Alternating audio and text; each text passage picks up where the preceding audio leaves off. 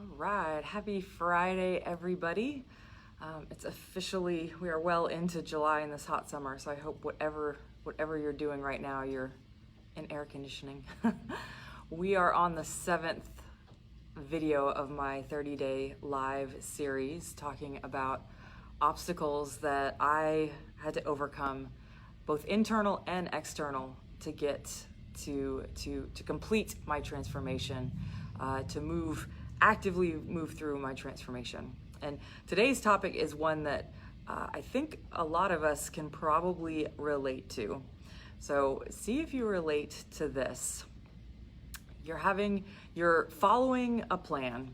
You are doing the things, right? You've got motivation, you're waking up feeling good every day, you're following everything you said you were gonna follow, and then you have a rough day.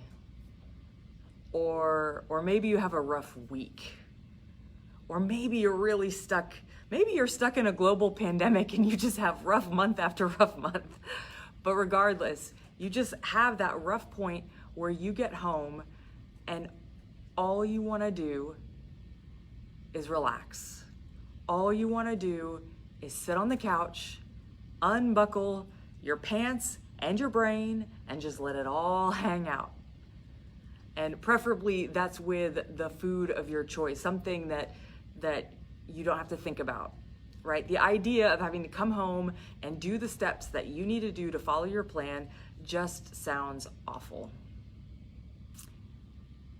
I know when I've experienced this, all I want to do in that moment is self-soothe with whatever is the easiest accessible, the quickest way possible, the easiest thing possible. And so, like I said, that's usually some kind of food or drink.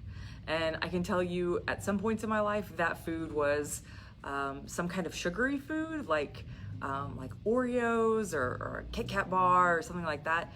And then later on, it turned into more of a salty snack and beer, right? Just like chips and salsa or popcorn and beer. And you just crunch and crunch and crunch and crunch all your stress away. Unfortunately, what that turns into is when I would finally get up and go to bed after I've had this little blowout of mine, I would actually feel really bloated and fat. I would just feel fat. And then you go to bed and you may or may not fall asleep very easily, right? If you've eaten too much, your stomach might kind of hurt, right? And then the next morning, your alarm goes off and you wake up and again, your stomach hurts. My stomach would hurt at least. And then in addition to the physical pain, I would also experience shame. I would feel ashamed of myself for having fallen off the wagon, the proverbial wagon, and not only would I feel emotionally set back, like that one blowout would make me emotionally feel like if I have 5 days in a row where I've done really well, but I have that one blowout, not only would I emotionally feel like I had regressed by 5 days, like basically starting over, physically it would be verified when I'd step on the scale, just from that one blowout. And then that would turn into me looking in the mirror, and the day before I would have identified myself as Sarah who is on track, Sarah who is doing the things. Suddenly I get booted back to the Sarah 1.0 identity of this is just Sarah who's always struggling with her weight. Sarah who falls off the wagon and has to start over. And so in that moment, even though I had my foot on the accelerator, I had this plan that I was doing the things, I was also putting my other foot on the brake. And you can probably guess what happens in your car if you've got one foot on the accelerator and one foot on the brake. You're not doing anything, right? You might be asking yourself, if you can relate to this, and I think a lot of people can, because we've all had that moment, what's an alternative to this? Well, I find that the best way to find that alternative, to retool this scene that I've just unrolled for you, unraveled, is to actually start with your end goal and work your way backwards. So if you're like me, what is the absolute end goal to this story in particular, and really to every story, every day of your life? You want to wake up feeling renewed. It doesn't matter what kind of stress you experienced the day before. We want to wake up feeling great in our body. Now, for that to happen, what has to happen before that? Well, we need to go to bed self-soothed and also having stuck to our plan. But what needs to happen for that to happen? Somewhere in our minds, we need to equate self-soothing and sticking to our plan. Those two things have to happen at the same time. Now, I know what you're thinking right now. You're probably thinking, Sarah, there is no way that you're going to convince me that chomping on broccoli is going to self-soothe me for the day. And I'm not going to try and convince you of that. You're absolutely right. But what I will suggest is that for self-soothing to happen, we have to have an outlet for our stress. We can't ignore it, we can't repress it, and we certainly cannot eat it, which is what I know in that story I described to you. That's exactly what I was doing. I was eating my stress rather than letting it out. Now, in addition to that, so we have to find an outlet for our stress, and we also need a plan that works on autopilot. One that doesn't require everything to be perfect for us to function, to work with it. The end result of those two things, if we can find an outlet for our stress, and if we have a plan that works on autopilot, then the end result is magical. We end up feeling good physically, and when we feel good physically, we feel good emotionally, we feel good mentally, and then suddenly, one bad day doesn't equal one massive blowout at the end of the day. We develop what we call coping skills, right? And those are so very important. So what's the solution to all of this? How do we get from this place of my eating plan equals punishment for me, which is what it is, right? If we come home and we're like, I don't want to do that plan means pain for me. How do we get from this place where our plan equals punishment to our plan equals self-care, and we can both stick to our plan and still self-soothe and still address the stress that we're dealing with in our lives? Well, to answer this question, to find our solution, I want you to consider this. I want you to consider the question, what do you actually deserve?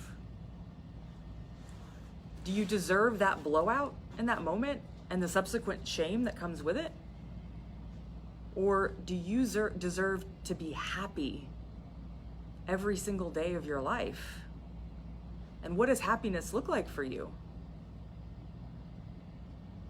Now, furthermore, my solution, so to share my solution to this, I had to ask that question of myself. And we've talked in previous videos of what I thought I've deserved. And at points in my life that, like what I described at the beginning of this video, I didn't think I deserved that much. I'll tell you that for sure. But when I finally came to a place where I realized, hey, I deserve happiness. Everyone deserves happiness. That's when I was able to really buckle down and ask myself, not the tough questions, I don't think this is a tough question, but ask myself, what are ways that I can de-stress that don't involve food? And then take it a step further. What are ways that I can de-stress that do involve food, but food that still supports me? So if we were to make this in two separate lists, for example, items that I can do that de-stress me that don't involve food. I know for me, that includes a walk. Forrest and I did that last night. Yesterday, we've got a lot of stuff going on and we were tired, exhausted, and we said, you know what? The sun has finally cooled to a balmy 98 degrees. And so we decided to just go take a nice long walk around the neighborhood. And when we got back, I know for me, my head was cleared. I felt more connected. I felt connected to him. I felt connected to nature. I was able to zoom out and my brain was able to relax. Another thing I like to do is take a shower. Both metaphorically and physically, you're rinsing off the stress of your day when you just get in the shower. If it's been a hot day, you can take a cool shower. If it's cold, or maybe you're sore, you take a warm shower. Training de-stresses me. So like hitting a bag, that de-stresses me. Journaling de-stresses me. Calling a friend, talking to a friend. Hey Erica, good to see you. Talking to a friend de-stresses me as well. So those are just a few of the things I do, but let's look over at the list of foods that de-stress me that still help me move towards my goal.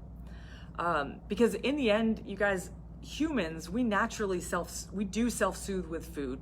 And I'm not trying to suggest that we shouldn't do that at all, because it's a part of us, it's what we do.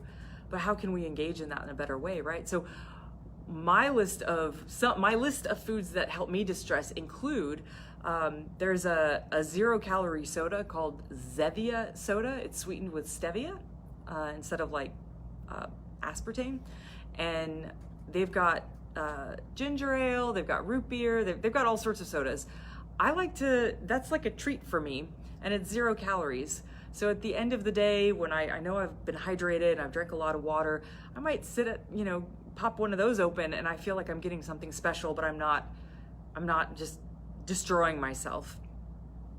Another example, a sweeter treat for me, I like to take frozen blueberries and I actually defrost them in the microwave, and then I'll drizzle stevia on top of those, and I'll put some cinnamon on there, and then I mix them with cottage cheese, and I mix that all together. So it's like this beautiful blueberry, wonderful, delicious bomb of flavor. And then because the aesthetics of your food matter, I will actually drizzle colored sprinkles on top. And yes, you might call me a child, but I don't care. It makes me happy, so I'm still gonna do it. And then for another sweet treat I like to do, Forrest has talked about this a lot at HEB. They have these little rice cakes with frosting on top called Drizzlicious. I can link that if anybody wants to see what those are. Those are relatively low calorie. They are delicious. They make me feel like I'm getting a sweet snack, and that makes me happy. And then finally, for a more savory snack, I just do regular homemade popcorn. And I do it without fat, so I can use a non-fat spray, like olive oil, like the spray, and you spray it in the pan, and you just cook it over medium heat, and voila, you've got a non-fat popcorn is very low in calorie, and so I just use like popcorn salt on top of it that comes in different flavors, and those are all foods that I rotate through. I'm not gonna lie, the blueberries I eat every single day, but I rotate through those, and they're delicious. And then some days if I want something really sweet, I just make sure it fits in my plan. On my plan, I can still have things like Reese's.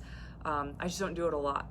So that's one option for the actual, if you want to self-soothe with food, you can, and stick to your plan. The other issue of how do we put our plan on autopilot, that's not a list I want you to make necessarily, but I would like you to consider how you could do this. How could you look at your plan, think about the plan that you're on, what skills could you develop to make it autopilot? If you're counting calories and you're doing it on a notebook, can you download MyFitnessPal, or can you stock your refrigerator with only the foods you know will support you? Can you pre-measure out your foods for the night or the day early in the morning when you're feeling in it to win it? Those are all things that you might consider doing. And then the last thing I'll leave with you, the last question is, if you have your list of foods, if you've got your plan, but you consistently keep coming home and having these blowouts because the stress is getting to you too much, I'm gonna ask you to consider what's happening in your life to cause this stress.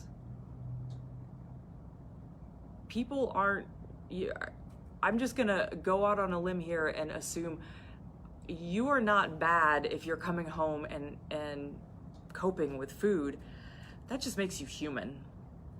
But if we've done all we can do, we've got a plan that serves us, we've got a plan that's sustainable, that gets results, but we are consistently not able to do the plan, zoom out and look at your life and begin to ask yourself, what what things are happening inside of your life that aren't supporting you and are consistently pushing you up against this coping mechanism. And then see if you can start to intervene there and make small changes over time that will set you up for success. If you've dealt with this, if you have experience with this, please comment below. Let me know what your experience has been. If you've got foods that you like to de-stress with that you know still support you in your goals, by all means share that. If you've got non-food coping mechanisms, share those too. I know every day on our group we've got different people sharing foods that they like to eat, things they like to do that I learn from. So join the conversation. And then don't forget, if you're enjoying these videos, if they're bringing any kind of value to your life, we're going to start doing them on a different private Facebook group after this week. So I've linked that in the post attached to this video. So definitely click on that and request to join. And if you know anyone who also could get value from this, by all means share that link. I hope you guys have a wonderful Friday, a wonderful weekend. I'll either see you in the gym or I will see you online tomorrow. And oh, don't forget, last thing, if you missed my webinar on how to get out of your weight loss rut, I'm doing it again tomorrow at noon. I'll put the Zoom link. We'll force to share that in a private group. So definitely join us for that. Bye for now.